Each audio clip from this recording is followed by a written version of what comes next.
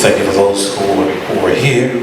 We thank you for the privilege and the opportunity that we have to meet like this, to discuss the affairs of our community, our lifestyle, and our entire community and country. We pray that you will guide our hearts and our thoughts now. In your name, amen. Well, I know I don't look like the council member today, right? Because I have a hoodie on. But I wanted to make sure that I was in solidarity with the Trayvon Martin family and obviously the community. Obviously and honestly, when I'm not in the suit, this is the way I'm dressed. Like, I don't wear a suit. Some people think I wear a suit to go to the laundromat, and I don't know where they get that idea from. But I'm human too, and on a regular day, this is the way I live. So I'm not going to honestly do much speaking tonight. I know you're used to politicians speaking very long, but I wanted to just bring the community together because I know we all have concerns pinned up inside of us, and I know as a young African-American male who saw the verdict and was actually in a restaurant as the verdict was read, you know, I had a lot pinned up in me, and I was actually very angry that night, you know, because although I knew that it was a small glimmer of hope that George Zimmerman would be convicted, I still knew that we're in America. And in America, we all don't necessarily get our just due when it comes to justice. So I'm not going to speak long. I'm going to allow the panel to speak tonight. I'm going to do something differently than most politicians do. And I'm going to shut up. And then at the end, I will come back around and throw some questions out towards you. And this forum is really, I want our young people to speak. Don't be shy. If you're shy, we're going to pull you up anyway to speak. So we really want you to get out and speak on what's going on. What did you think of the verdict? And what can we do better in this community? So I'm going to allow the panel to start. And I guess we will go from my right now and move our way down. All right, thank you. Good evening, guys. My name is Joshua. I'm with the Rockaway Task Force.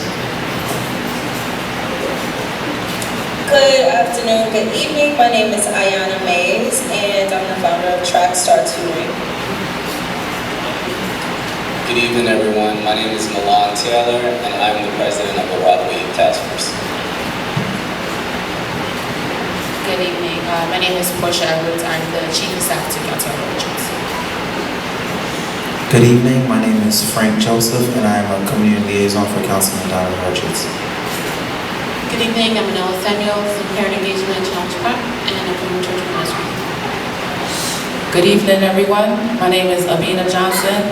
I am the youth president at this church, Community Church of Nazarene, and we welcome you all here tonight. And we know that Dr. Mullins, he said a prayer, but he is our senior pastor, and he's just going to say goodnight to us. He's just waving there. All right, so we're here tonight, and we want to have a positive discussion about the issue that's before us. And positive is what we want to be. And we're going to just open the floor to anyone that has anything that they would like to share, anything they would like to express. And we have mics that are moving around, so if you can just raise your hand. Good evening, my name is Queen Makeda, and I would like to ask the question, looking at the jury composition in Florida, does anyone know if it was any violation of his rights that there were, one, no African Americans on it, or two, any males on it? From my understanding of why they picked, all-female panel is because for the most part they were all mothers, so they wanted that appeal because it would be a balance where the mothers would either look at it from, the defense point of view or the prosecution's point of view. So the point of it is they would look at it from the aspect of, being a mother and is your child Trayvon or is your child George Zimmerman, kind of like that. But I don't know if it was I don't think it was anything illegal going on, especially because it was such a high-profile case. If it was something illegal as far as the jury composition, I'm pretty sure that you would definitely hear a lot more about it. They were basically trying to make sure that the case was as biased as possible. So they picked these women, made sure that they weren't people of color and a person of color, So the case wouldn't be so emotionally filled, the judgment wouldn't be filled with emotion, but also at the same time, that also added ignorance because, you know, these women, they don't know what it's like to have a child who's African American male, you know, so with that, yes, they thought of it as, yes, we'll have this in the bias, but they also left out the fact that these women don't really know our experience and don't know what she's doing.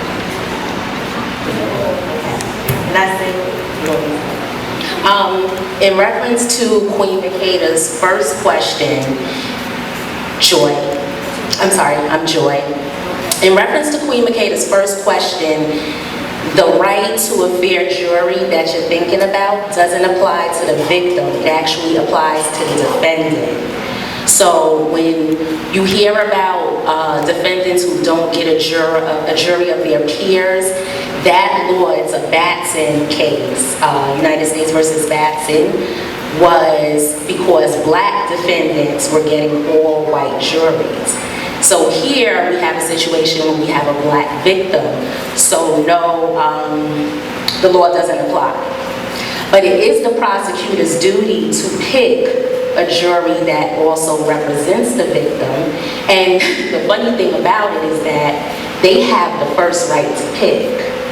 So when I saw it myself, I said, well, if this is already a racially charged case, why would they pick an all-white jury, with the exception of one person? So I hope that answers the question. The question that was posed to me by my son, who's a Marine, and he's stationed down in Florida. And he called me that day, and he said, Daddy, what do I do if that happens to me? Being a black man myself and being profiled many, many times before the word profiling even came out. Many times, being 6'3", not the greatest looking guy in the world. You know, I've been profiled over and over again. He asked me, he said, Daddy, if someone follows me and someone of another race, what do I do? He said, because in my thinking, he said Trayvon Martin did exactly what he would do. And now, being that George Zimmerman was acquitted, and Trayvon Martin is not even considered a victim at this point, because he was found innocent. The case wasn't dismissed, he was acquitted. What, as young people, what do y'all think is the right way to react in a situation such as that? The girl that he was on the phone with said that Trayvon thought he might have been a pervert, a rapist, Ku Klux Klan. So what is the proper way to respond in a situation like that? Thank you, sir, for sharing that. What's your name? Leon. Okay, thank you, Leon. Because I've actually heard that same thing being said by so many other black women, talking about if that was their sons, other young people that said, you know, Mom or Dad, what if that was me? And I had a bad day, or maybe I was being funny and I said something to the wrong person and I was, you know, physically sought after and, you know, altercation happens, and what if that was me? And I want to just briefly touch on the fact that, yes, it is important for us to know what are the quote-unquote, because stop and frisk could be one of these type of things. I mean, this was the neighborhood watch, the unofficial police. And this is an official case of, okay, what would the police may have done? They may have did a stop and frisk. This could have been that type of situation, but it got out of hand.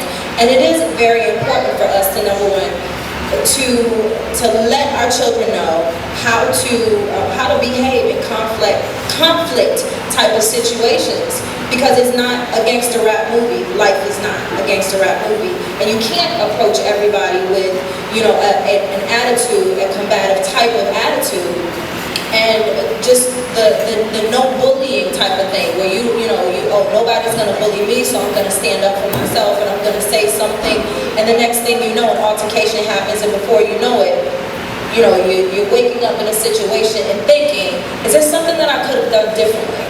And I think that is where it starts from. And I'm not here to preach to a single mother, a single father, or a family who may have issues going on. But if we can talk someone into, okay, you know what, let's start making better decisions, let's start loving one another, let's start approaching different situations out of love first. And let's start doing it amongst those people who we care about, see, and have to deal with most. Then I think that is the root of the issues right there. I got a good question. Do you think the projections of young black people on BET and these television companies, are they the reason Trayvon Martin is dead? I'm just on that. Yeah, I can think tonight. Yeah, there you go. Do you think that was a cause of the portrayal of young black people in society? Is that the reason Trayvon Martin is not here? No, I don't think that's the reason why Trayvon And that's not my Martin opinion, isn't. by the way.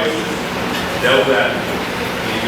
I don't think that's the reason why Trayvon Martin isn't here. Do I think it plays a part? Yes, but that's not the reason why Trayvon Martin isn't here, I don't think. I think the reason why Trayvon Martin isn't here is because someone took the law into their own hands and decided that they wanted to, investigate something they thought was, or seemed to be, more than what it actually was. Do I think that what we see on TV or what other people see on TV about African American children, about who we are as a culture, does it play into how they see us? Absolutely. When we watch TV at night, what are our kids? I'm not saying that any one of you guys' children or everyone's children are susceptible to this, but the majority of people that I know are going home to watch The Real Housewives of Atlanta and a whole bunch of, all of the other shows that predict male and female stereotypes of what we are not. So I do think it plays a role, but I don't think that's the reason why Trayvon Martin is here.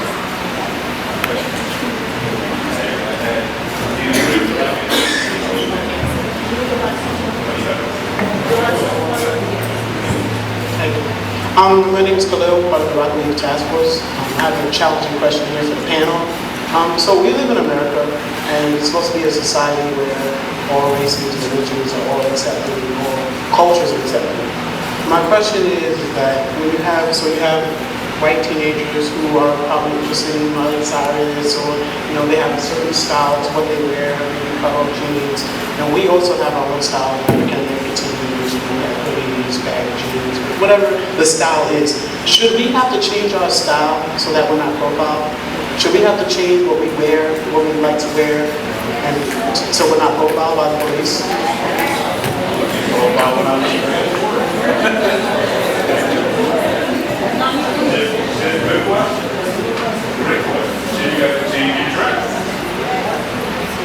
I would say, and again, this is my opinion, as a parent, as an educator, there's a time and a place for an outfit, and a lot of times it doesn't seem as though there is a time and a place anymore for outfits, meaning people tend to wear sleepwear on the street. People tend to wear, if you invite them to an event, they're often confused as to what to wear. So, not necessarily that you have to change, but you need to be aware of where you are and what you should wear for where you're going. I'm not saying every day when you're just walking through the street, you're gonna get your hair done, your nails done, and everything, just to walk from point A to point B. But you need to be mindful of what you're wearing for where you're going, appropriate attire. And again, I'm not saying anything about what Trayvon had per se. So I see people's eyebrows going up. So I'm going to pass the mic. I think that parents need to inform their children how to respond when a police officer or, neighborhood watch, a teacher, being in a school setting, you see children are not being coached on how to have respect for, their peers, themselves, and the teachers around them, any level of authority. So I think that's where the conversation should go, much more than what you wear, well, besides, jeans with no belts and underwear out, but hoodies and other things. I think that's beyond the issue right now. I think it's more your body language and how you respond.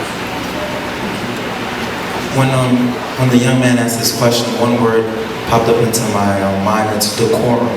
And basically it's knowing what to wear, when to wear it, like you said, and also knowing behavior, just like you said.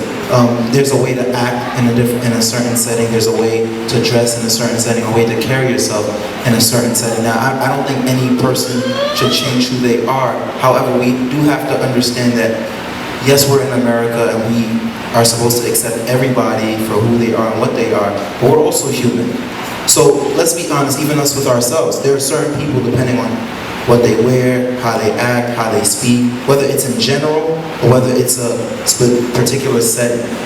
Right away, there's a thought that goes into your head. There's a label that you automatically put. I'm not saying it's right, but that is the human nature. You know, and it's unfortunate that it's that way, and it's something that we definitely should work on to try to change.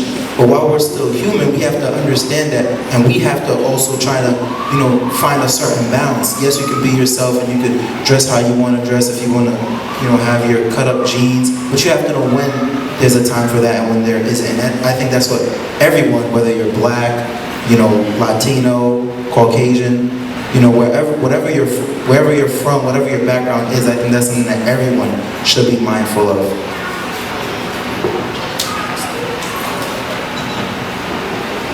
To go back to your question, Khalil, I don't think that you have to change who you are. You can wear baggy jeans, you can wear a clown outfit for all I care.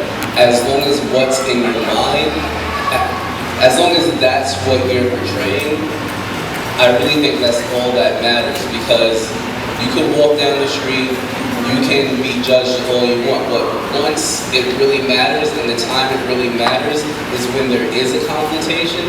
Just like you were saying, as soon as you open up your mouth and you're forming proper sentences and you're enunciating your words and you're making sense, all of those prejudgments will go out the window as long as you're able to properly articulate yourself and communicate in an educated manner.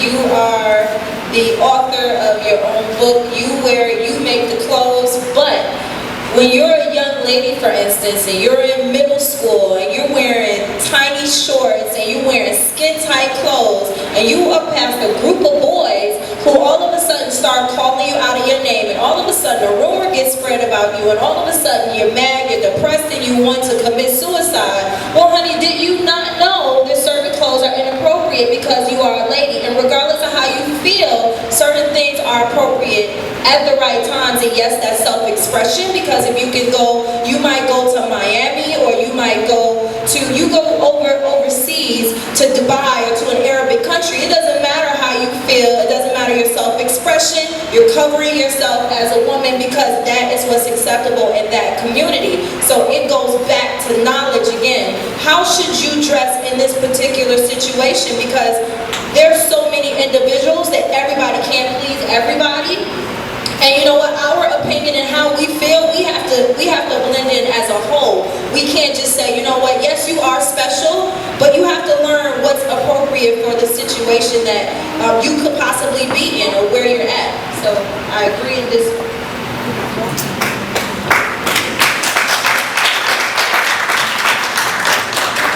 To go back to Khalil's question, automatically asked that question, I said that.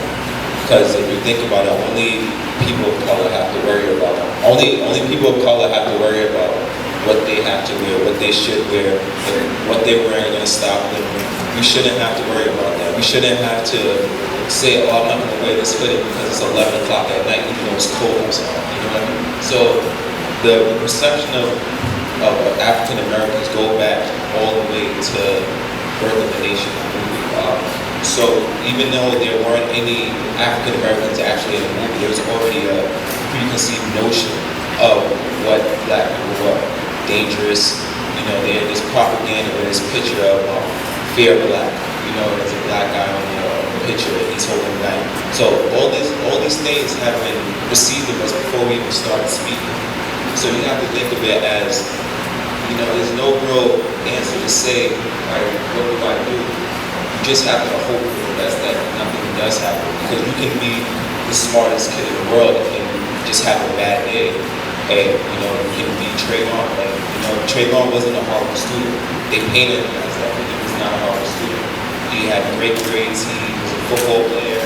He was It's actually a program where they was working on a flight in an airplane, but only the media shows him as this guy with gold teeth, smoking and all these things. You put up Miley Cyrus and Justin Bieber, they're doing the exact same thing. There's different pictures, they're cool.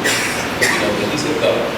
And I also read about, it spoke about people of color with guns, right? And automatically it was a thug, right? But once someone outside of that, that's their Second Amendment, right? So you just have to, just something that you just have to deal with and just hope for the best and make sure that you educate your friends and make sure your friends educate their friends. That's the only way things can change.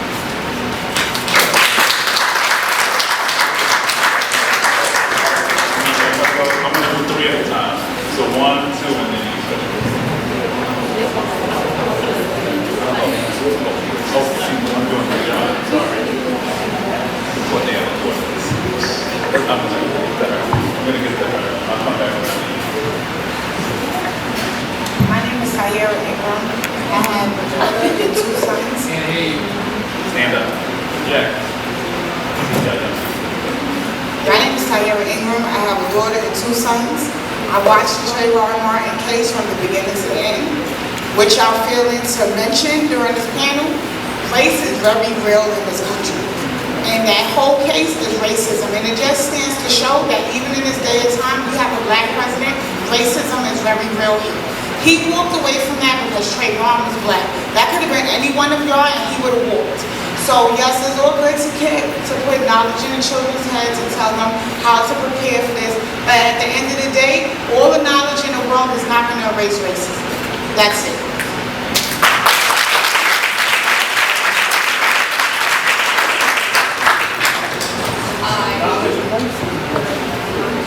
My name is Councilman, and I want to comment on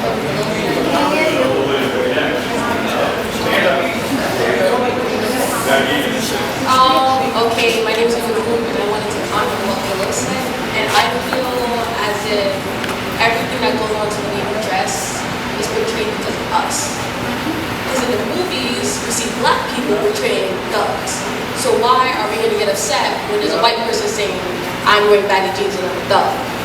So if we don't portray ourselves as that in the media and things like that, it would be portrayed back at us like that. So that's all I have to say, because I feel like if we don't want something to be done, if we don't want to be called out of our name, and we're calling each other out of our name, how are we going to get upset when someone is saying something to us?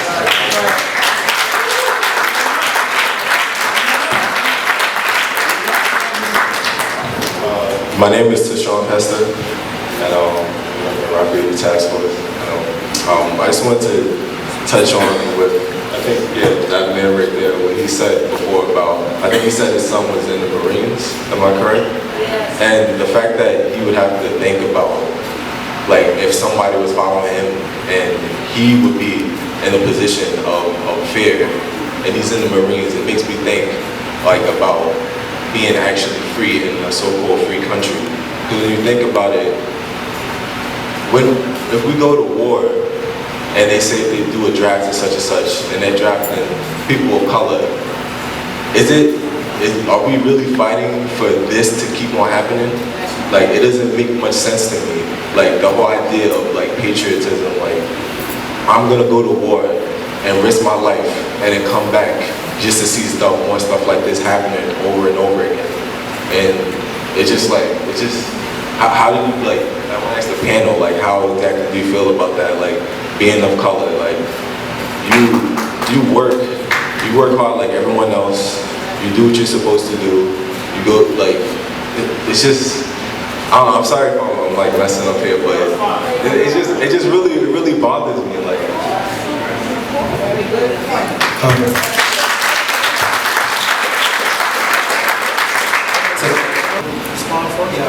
I'll respond. I do agree with you that, racism definitely still does exist. It's something that is going to take a long time to erase, and it's really a mentality. But to go to what you were saying, no system is perfect ever, and this doesn't excuse anything that ever occurs. But you give me a perfect system. You give me, we're in the house of God. You give me a perfect church. We can go to school. You give me a perfect school. I believe it was I forget the Prime Minister's name, but from England, he said, democracy is the best form of, democracy is the worst form of government except for every other government, which means that every system is going to have its fallacies. Now, this doesn't excuse it. However, there is someone in the music industry by the name of Mark Pitts. And Mark Pitts, he is, you know, a producer, and he's an executive, and he's, you know, been in charge of careers for people such as Biggie, to Rihanna, to, you know, J. Cole, to all these wonderful artists, Usher. And he says one thing to them when they want to affect the culture of music, and I think that we as a people need to use his quote when we want to change society. He says, you have to play the game to change the game. So if you really want to change it, you have to get involved. You have to, you know, rise to the top. And when you rise to the top, then you can affect change and you can shift culture. Yeah, what the young lady here mentioned, you know, I think that's key. We're not getting up in the face of FCC and all these different government agencies who are pulling back restrictions. Years ago, you couldn't curse on TV. Years ago, they had beds separated. Now it's anything goes. And now our own people, responding to what you're saying is, we got to get into it and get on top and then change. I think that has been filed because our own people are destroying our own people, putting out negativity, evil, distressing things, and now that's what the rest of America sees. We're labeled as evil. If we have a gun, we're bad. I go out to Long Island Range. I go shooting all the time. Okay, legally, it's our right. But we have this label on us because this is what we're not coming together as a people and going up to the FCC and these agencies and saying we don't want that. That's not us. Then we come out and look like it, and then we get mad because we get profiled. You're gonna be afraid if somebody you see on TV, you get impression that you're being brainwashed by TV constantly. That somebody who looks like this way is bad. You step outside in the dark and someone pops around the corner looking just like you, like you jump. We all do it. We just don't realize it. But what she said is key. We get in the face of the politicians and tell them we want that to change. That's when things will change.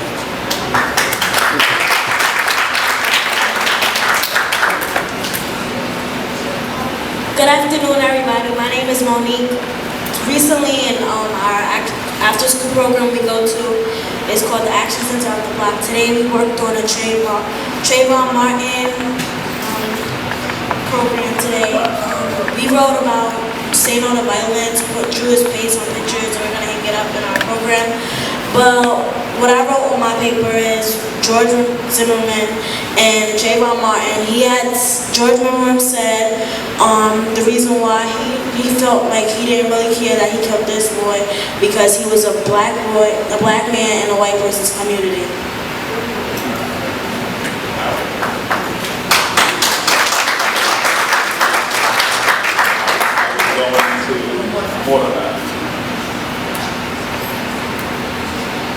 Thank you.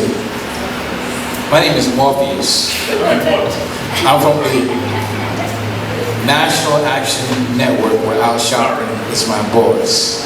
We have a Queens chapter. We're coming out here to help organize. First of all, I want to say thank you, Councilman, for these young, beautiful people. We don't see this often. We need to see it more often. We want to know how you think and what you think so we can do what you want us to do. I'm 70.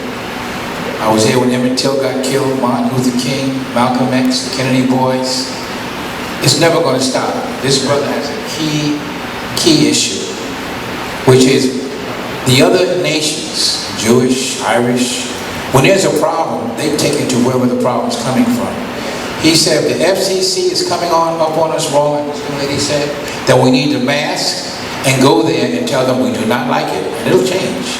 But what I want to ask this panel is, behind what's going on to us, especially our babies being taken and our children being killed, what do we do as a nation, an African American black nation, what do we do to resolve this problem so it doesn't happen again? Thank you.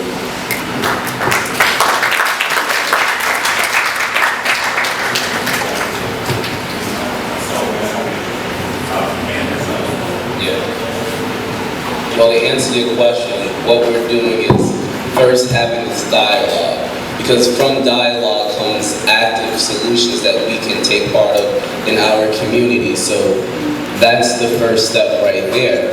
But It's just really unfortunate that during times of tragedy, that's when we come together. It's the only time we come together. I go to countless community meetings about very important issues, from mosquito spraying to changing in building zones, and there's 1/3 of the people in this room. And I'm saying that to say that we must always be active. We must always be engaged in our community, because if we're always engaged, if we're always active, if we always know what's going on, this wouldn't happen to begin with. So I just want to leave it. I agree 100% with what he said. I think he hit the nail right on the head. But also another word that I thought of was accountability. All these other nations you spoke of, the Jewish nation, Irish nation, etc., they hold each other accountable within their community. Do we do that with each other? When someone else is doing wrong, we kind of just, oh, that's how he is, that's how she is. We don't hold each other accountable. Michael Jackson said it best, I'm starting with the man in the mirror. And that's what we all need to do.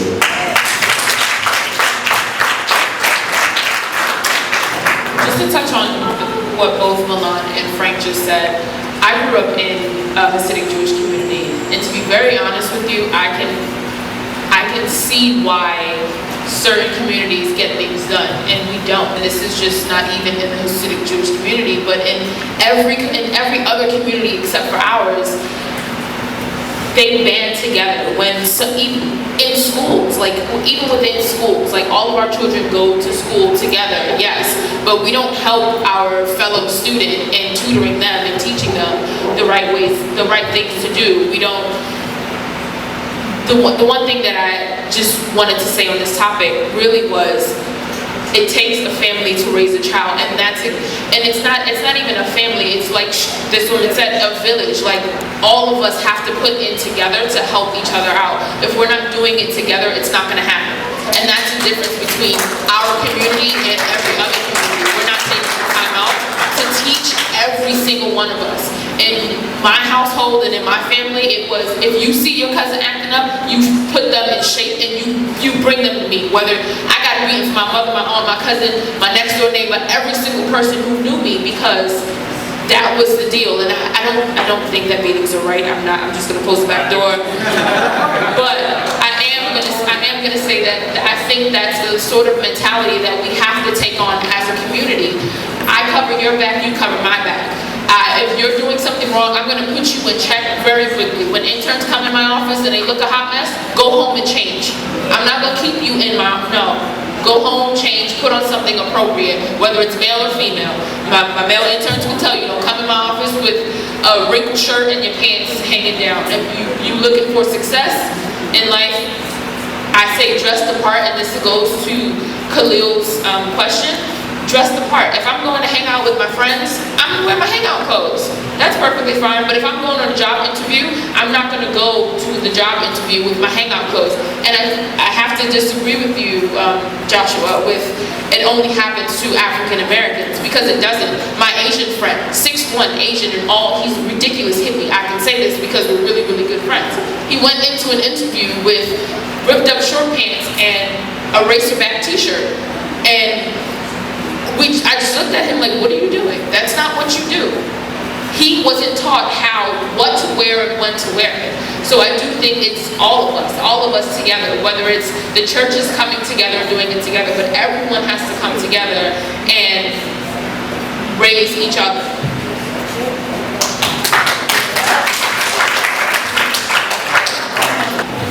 Okay. Yes, I'm Jasmine Polly. I want to piggyback off what this man said. I believe that, in our community, we know that if somebody wears baggy pants, we know that doesn't just mean that they're dangerous. But for people on the outside looking in at black people, they don't know what it is to live as a black person. They just know what they see on TV. And what they're seeing on TV is thugs, steal your car and shoot you for some drugs or something. That's what they're seeing. So they assume if you dress like the person you see on TV, they assume that that person is just like that.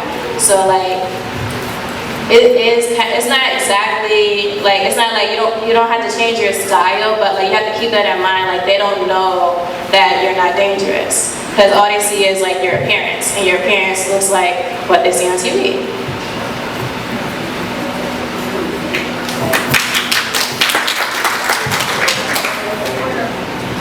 Hi, my name is Teresa Scott, and I live in Redfern Houses. And I just wanted to, I'm in the Merriam-Webster dictionary, and it says a black man is considered a noun. He's black, an evil spirit, the boogeyman, the devil. Now this is in the dictionary. So if the dictionary is stating this, can you imagine what people are saying?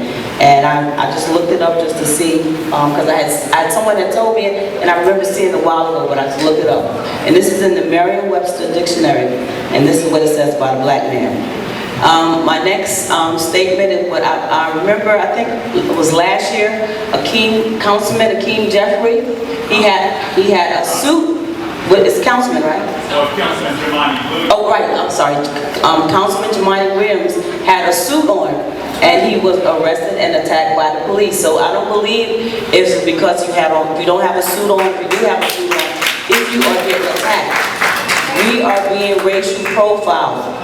And whether we believe that or not, it is happening to us.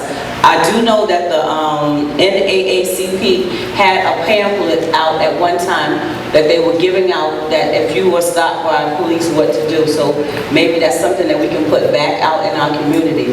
The next thing that I want to talk about is reference that I've been there since 1996. And recently, before the acquittal, the cops have been coming in our community, and I was coming home one night, and the cops, like we have, getting construction done, and I think it's scaffolding. The young people were standing by the scaffolding, and they told them that they cannot stand by the scaffolding. Now, it's been 92, like, for the last couple of weeks, and so I don't have air conditioning, so sometimes I want to go sit on the bench. One of my neighbors, who's 88, was sitting on the bench, and because she said she did not want to go back into her apartment, she got a summons because she told the cops, I'm not getting, off the bench because I pay too much rent money, and I'm not going to my house right now. I'm tired, I want to sit on the bench. So it has, I'm sorry to say, but it's happening to us, and we do need to find a solution. We do need to educate our youth how to be approached, but we are being profiled. The cops are I live on Redfern, on the Redfern side, and the cops are coming in every day. You cannot sit on the bench. They have, I don't know who put the signs up, if it's New York City housing or whatever, but I don't have air conditioning. I can't use the air conditioner. So if I sit on the bench after 9 o'clock, I possibly could be, be harassed by the cops or actually get a summons. So I'm just telling you what's happening, and I'm right, and I'm not doing nothing. The lady she was not doing anything. Our kids they're not loud. I've witnessed it. They're not loud, and it's happening. So we need to educate our community and find out what can we do to stop this. Thank you very much. This kind of example is, something that we can use to piggyback off of what Obama said in his statement about verdicts. He said that going forward, maybe we need to examine our local and state laws and even housing laws to find out why law enforcement feels that this is something that they can perpetuate, why they feel like, it's okay to harass, people for sitting on a bench. We as people, Black people, whatever race we are, we need to feel empowered that we have that right in this country to ask these questions and to examine these laws that are put in place they're supposed to protect us, right? So, that's one thing we can use to empower ourselves, instead of just sitting around asking why. And to speak more on solutions, what we can do to actively combat that is attend our local precinct community councils. The 101 Precinct Council takes place on the third Wednesday of every month at 6:30 p.m. We should be actively attending these meetings so that we can actively engage the police and have these dialogues and ask these questions instead of complaining about them amongst ourselves. We need to take direct action.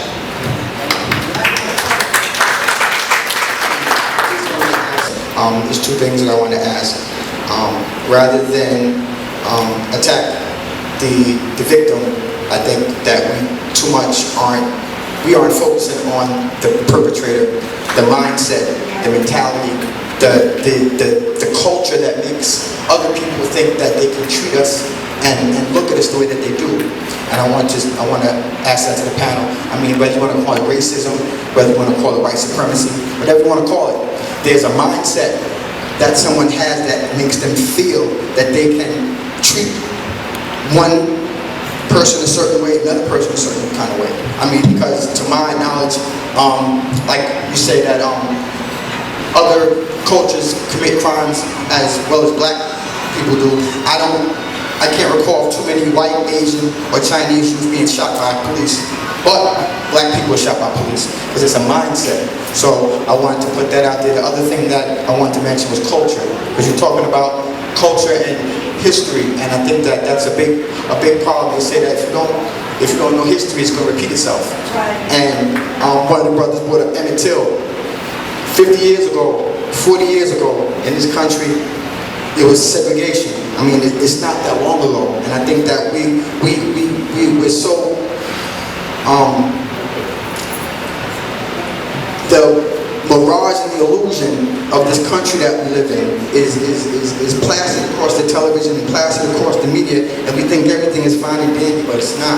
And I think that the more that if we keep spoon feeding our children these lies and keep patting them on the back and saying, don't worry about it, no, you don't, yes sir and yes ma'am. I mean, it gets to a certain point where this Trayvon Martin issue, like I said, I saw in the paper, there was over 101 protests all over this country.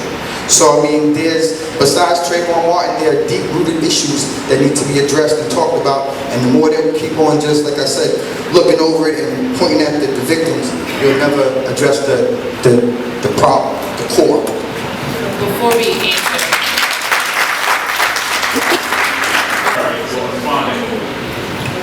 To touch on what the gentleman in the back said, he's completely right. If you think about Jim Crow laws being only a generation, in the past for us, literally it's been 50 years since Jim Crow laws have been, just taken away from this country. So if you think about the generational aspect of it, things aren't going to change so quickly between generations, because the generation that was dealing with the Jim Crow laws are now teaching their children the same thing. So you have to think about it as there is a time that we need to just progress as a people. It's going to take generations of change. It's going to take generations of teaching each other. So when, in piggyback on the job interview thing, I wasn't necessarily saying that you come to a job interview with, jeans and not presentable. I'm just saying when you're walking the streets, only people of color have to worry about the things that they wear. I'm not saying show up to a job interview, not presentable, but you only look in the mirror and say, well, if I wear this, what will happen to me? And it should not be an issue at all. It should not be an issue where someone of another ethnicity thinks they can take a right from me. There shouldn't be to touch on what Tayshawn said, someone in the service shouldn't have to come home and have to deal with racism, because the people over there haven't been oppressive. In this country, we use our people, we use these people, and we use women, we use the people of color, but then we don't give them their rights. And so that becomes an issue, and that's the thing that we have to stand on. So we've identified several problems, and what are the solutions? How do we get past this? And first things first, you all are here. That's one step, okay? You all know other people, okay? You have so many resources just in this room, and one of the main things that everybody keeps touching and dancing around is the fact that we don't have power as a community. And we know, and if you don't know, understand that our dollars and our spending power is power, okay? So, in here is a lot of different connections that can be made. The Rockaway Task Force, Milan, you all need to see him. Say, okay, how can we work with the Rockaway Youth Task Force to have some of these young people start their own stores? Why are we going to the corner stores, spending all of our money, okay, and $2 or $3 every day for chicken wings and french fries when the Chinese food restaurant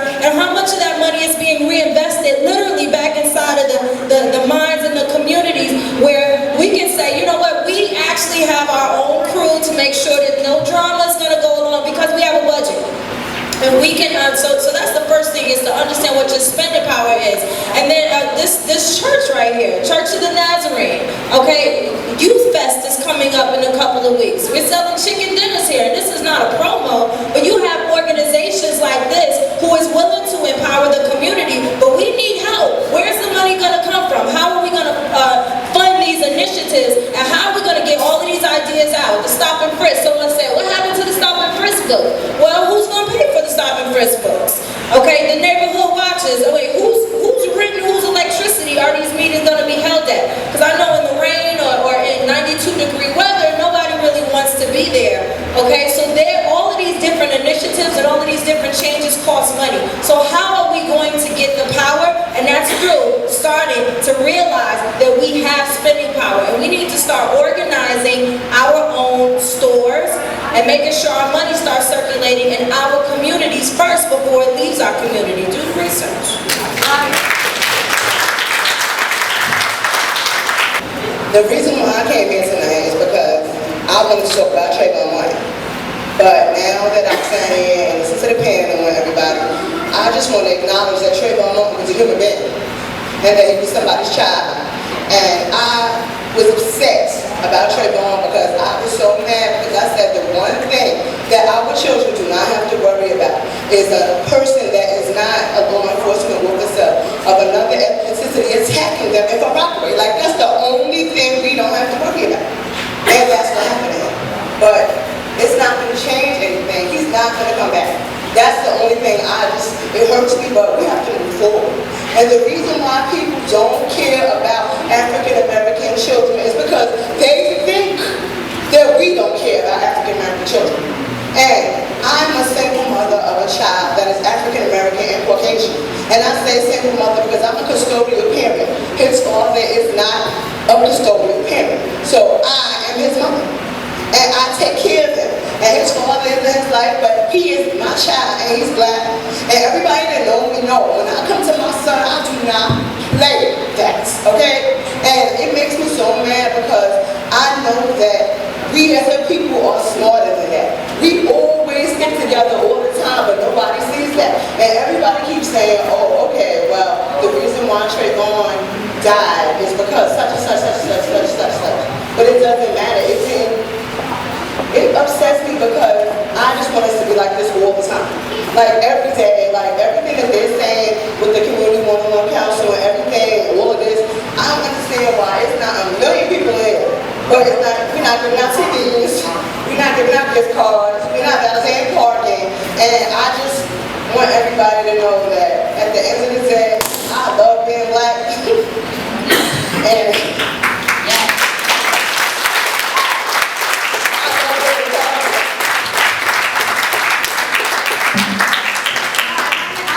hi, my name is Paula Sheard, and I'm from Rockaway. I just want to admonish the young people that you just educate yourselves, because you are the future, and we will stand behind you as the elders. Education is key. Number one, that's key. You have a constitutional right to be here. You have a constitutional right to stand in a crowd if you want to. You have a constitutional right to arm yourself when you're legally. So you have a right to be here. And I want you to know that. And you have a right to stand up for who you are. It does not matter what you wear in some situations. If you're going on a job interview, you know better. Everybody knows better. But if you're walking and it's 7:30 at night and you have a hoodie on and you're being profiled, and if you know that, then you go and you report that. But you have a right to be here, and I admonish you, education is key.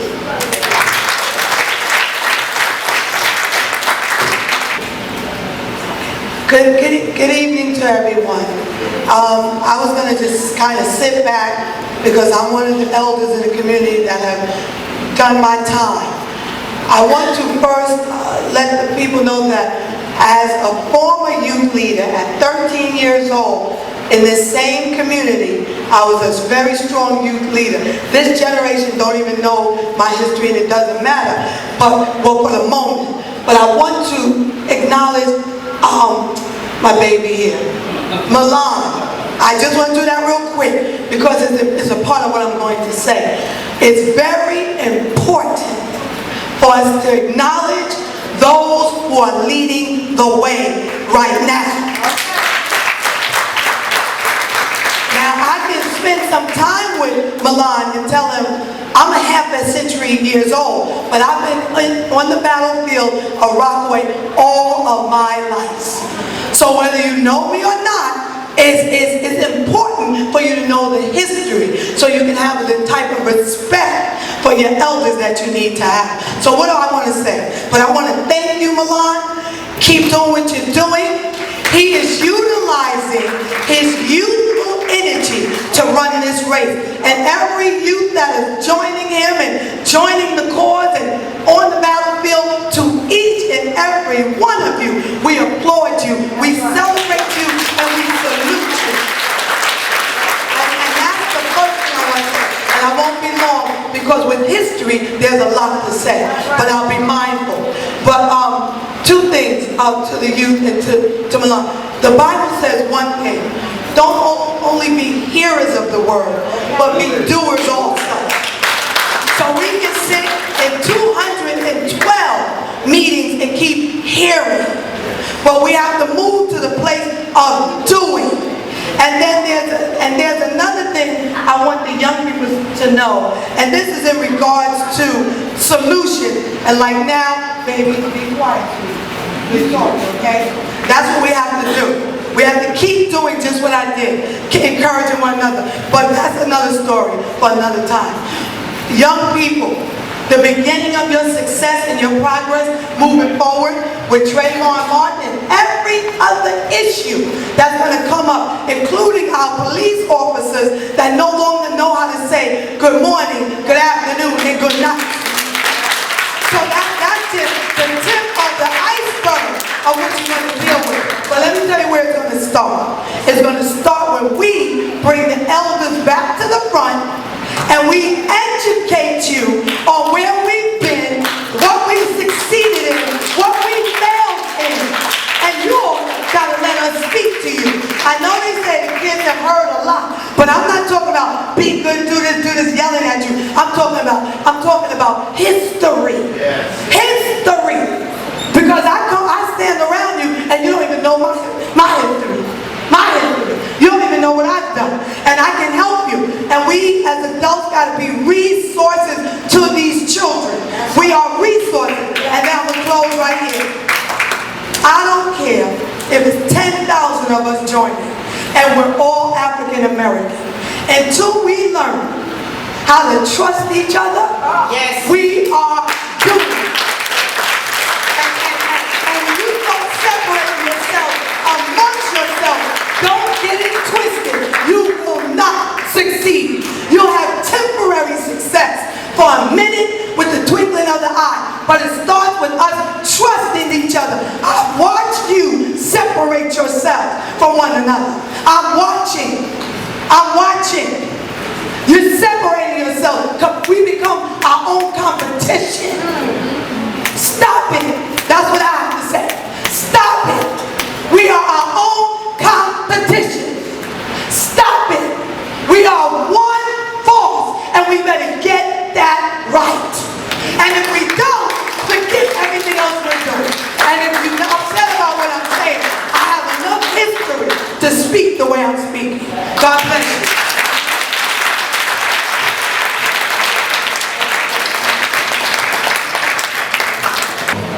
I lived in Rockaway all my life, and I'm just moved by seeing what's happening here tonight. I am moved by Milan with the Rockaway Youth Task Force, how they're moving the young people in droves. This is very positive, and I'm getting my daughter, she turned 14 in November, and I'm hoping that she can join the movement also. What I want to say is that what happened to Trayvon Martin is it was a modern day lynching. That's what it was. That was a modern day lynching.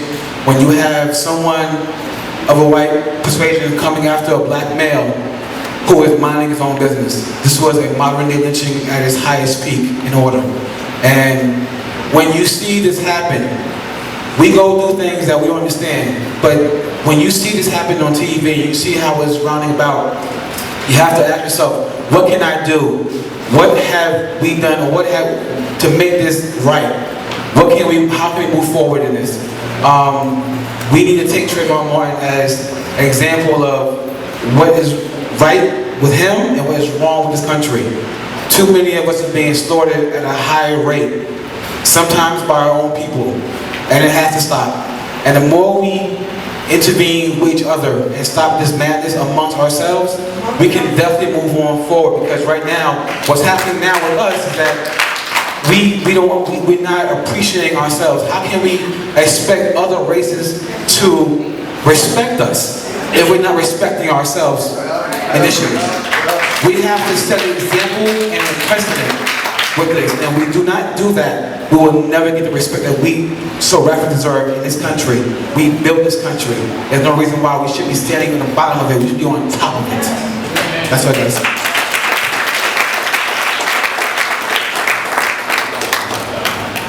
Good evening. My name is Wayne Moore from Rosedale, Rockaway.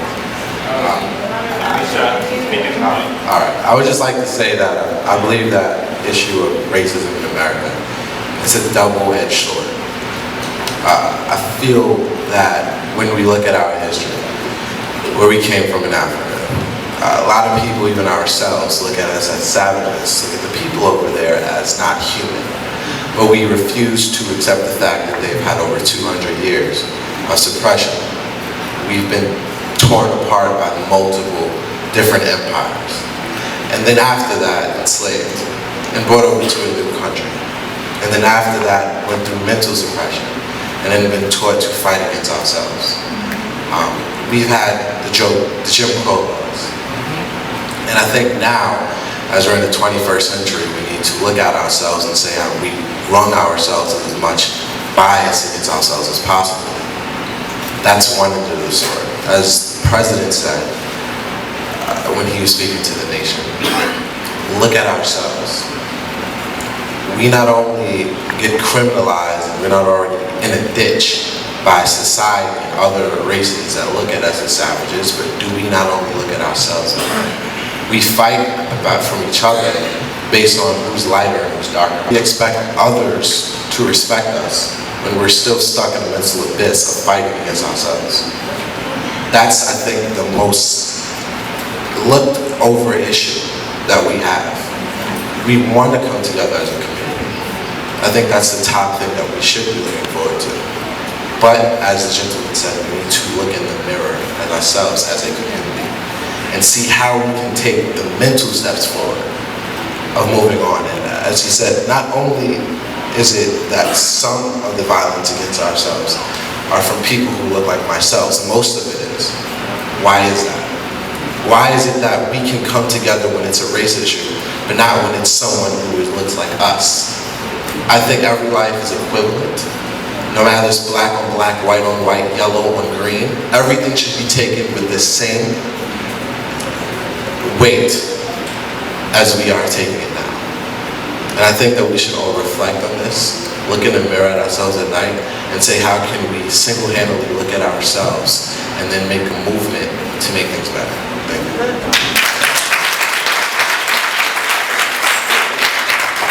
We are getting close to wrapping up this portion, then we're going to allow the panel to speak of what do they believe are some solutions or some things we can do moving forward, and then I will give closing remarks and we will get out of here.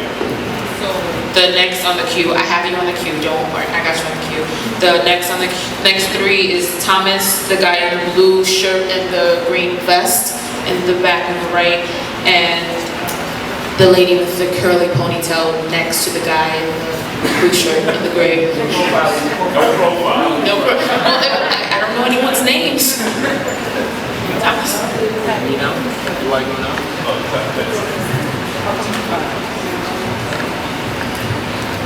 Good evening. My name is Tom. Can you hear me now? Good evening. My name is Thomas. I'm actually in charge of the Civic Engagement Committee of the Rockaway Task Force. And I just want to make a couple points. As our last two speakers commented, we really need to stand together because clearly, individually, we're not getting it done.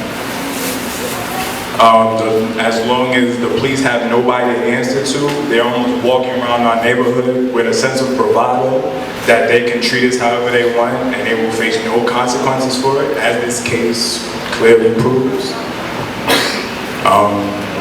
Another comment I wanted to make on was case of our image and case of the media. I believe, no matter how we're perceived on TV in 2013, I think there should be some sort of common sense. If I see a mob movie, I'm not going to assume all Italians are mob bosses. I'm not going to assume all Jewish people sue people. And I assume there are some white people that have trouble catching a cab. So there has to be some form of common sense. There has to be some form of common sense. I'm 23 years old. I live on my own. Some of you might have seen me working. I wear a button-up suit. I wear dress pants at work every day. I come home if I feel thirsty at 11 o'clock at night and I want to walk to the store and it's chilly, I'm going to wear a hoodie. And everyone should be treated as an individual, no matter what their image on TV or what they hear on the radio is. Everyone should be treated as their own individual. Because no matter how many degrees you have, no matter how many bills you pay on time, as long as they have no one to answer to, they see. I don't want to curse the church, but they see everyone as an N-word. If you have a degree, you're an educated N-word. So until we band together, they'll have no one to answer to, and they're just going to keep doing what they're doing. Thank you. I'm going to say this, and I want us to walk away with this, that there is a general fear across the country right now with our youth, and we have to address that. So I want to thank you for doing this, because we have to look at, ever since the verdict passed, parents have been afraid to send their children out. There are some real fears in our communities. Now here's the other side to that. We're living in a broken judicial and political system. Let's be real about that. It's broken.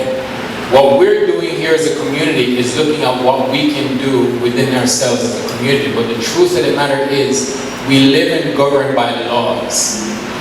In a country that speaks about a higher standard, but does not live and portray a higher standard. We are divided as a people because, again, we don't know our history. All these things are manifestations of years and generations coming to fruition, but because we are so fragmented, trust issues, we can't work together, everybody wants to be at the top, everybody wants to run their own thing, we cannot come together as a unified, converged voice. And so the powers to be look at that and say, you know what, because you're divided, then we're not going to have a problem in dealing with the issues. So the laws, the judicial system is always going to stay broken until we as a people can come together and empower ourselves. Okay, there are not many of us being in Albany when they're writing these laws to say, hey, you can't come up with a law that says we're going to have the police giving them all this right and power over the people to the point where our children are free to be out in the street. So we have to look at a multi-tiered solution. We're here, let's take this conversation unified to Albany, where the laws are being written, so that when we come back into the community, we can say, you know, Mr. Officer, you know, the law does say I have the right to walk the street the way I need to walk the street. And you are not supposed to be profiling me, or you're not supposed to be looking down on me because of class, gender, race, or whatever it is. So let's look at this, because I'm hearing a lot of it. What are the solutions we're going to give our children for them not to be so afraid to go out, to be out, to not worry about how to dress, how to carry themselves, Because now again, this is the whole mental enslavement that is on a whole different level. So we remove the physical shackles, and now we have what? Mental shackles.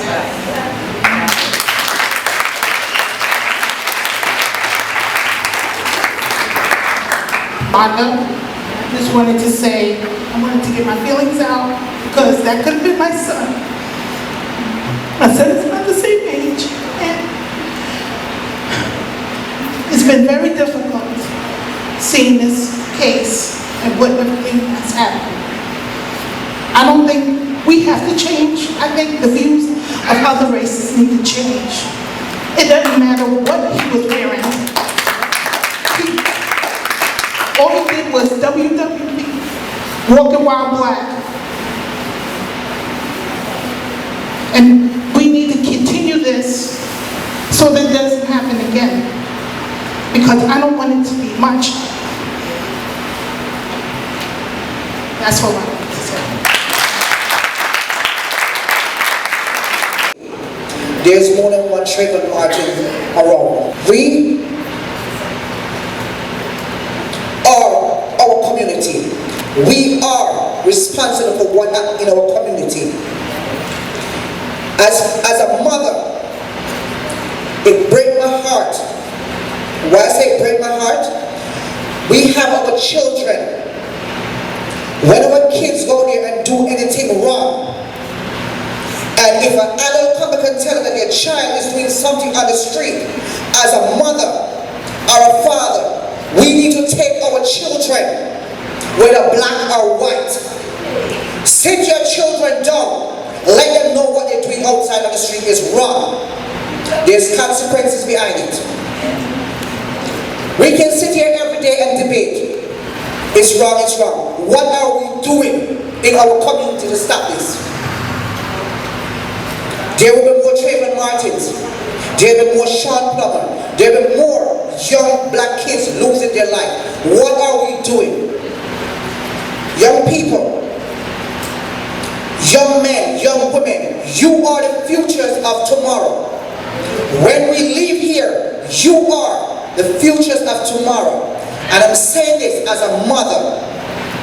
It hurt my heart to come here this evening. We should have more people in this room, but they're not here. But we can't hold them accountable. We have to respond for ourselves and what we do, what we put out there in our society to our children.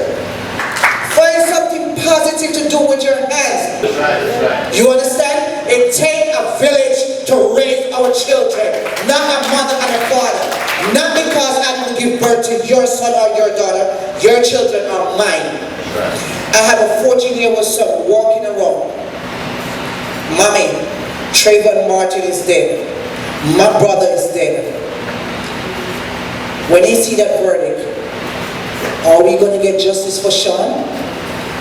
Only thing I can tell my son, just trust God. Leave it in his hand. I ask the young people around here, everybody who know my son want vengeance. The only vengeance I want is that another young teenager, another young person is coming, don't lose their life the way my son did.